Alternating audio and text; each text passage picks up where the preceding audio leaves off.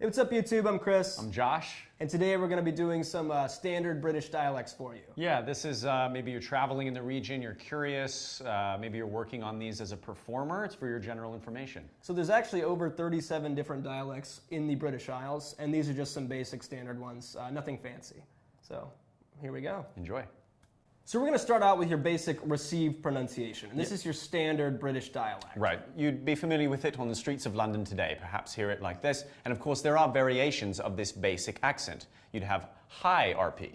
High received pronunciation is a bit more regal, a bit fancier, a bit higher class. Right. And then, of course, there's a much rarer, very high RP. Very high RP is reserved almost for royalty.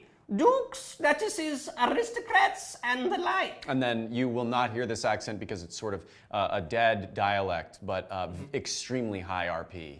Extremely high RP is almost exclusively kings and queens. Another classic English dialect you might be familiar with is Cockney. This is traditionally associated with a more working class urban environment. People love this accent because it's very fast, it's very memorable, and of course there are different variations of it. You might find a more rural Cockney accent, which is a little bit rougher around the edges, a bit more air in it. Right. And if you have a chance to visit the castles of England in the more rural areas, you might run into a medieval jailer.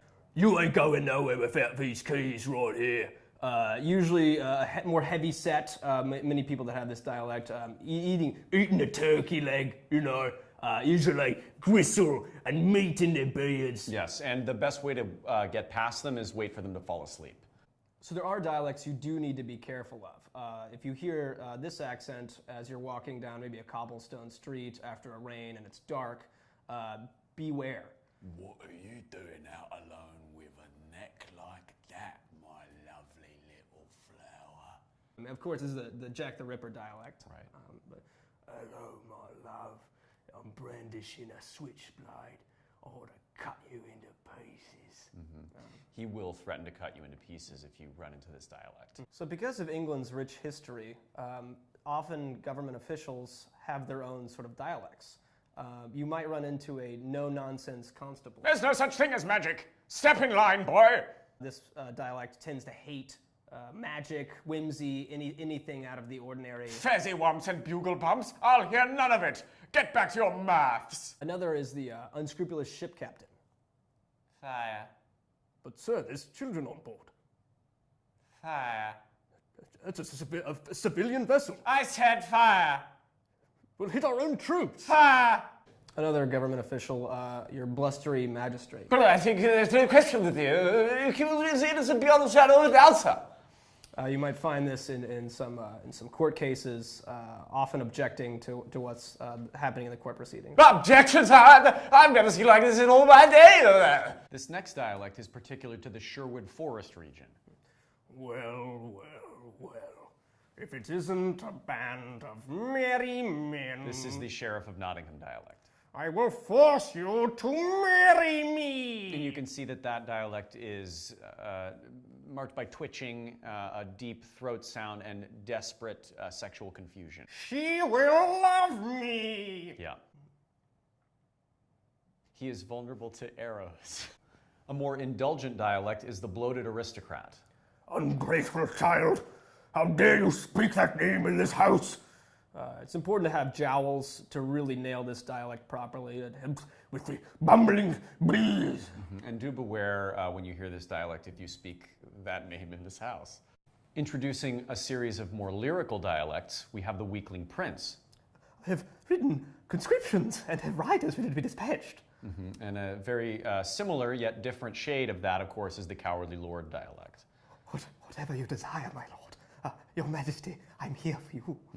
And a dialect that you might find in the same environment is, of course, the Dandy Fop. Yes. Have you heard the latest bon mot? Yes, and if you do say you, if you accuse the Dandy Fop of anything, he will simply say me and giggle. Me? No. Of course, the unintelligible British classic actor. Pale Hecat's offerings, and withered murder like the wolf stalks celebrates pale Hecate's offerings.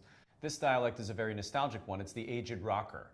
I was almost the fifth member of the Beatles. David Bowie wouldn't perform unless he was riding a white rhino. I snorted cocaine off of Mick Jagger's hard coke. A classic British dialect very well known in America is the bumbling romantic.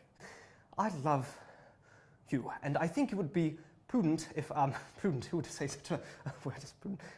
You are an American woman, and of course you know that, but if I could just say.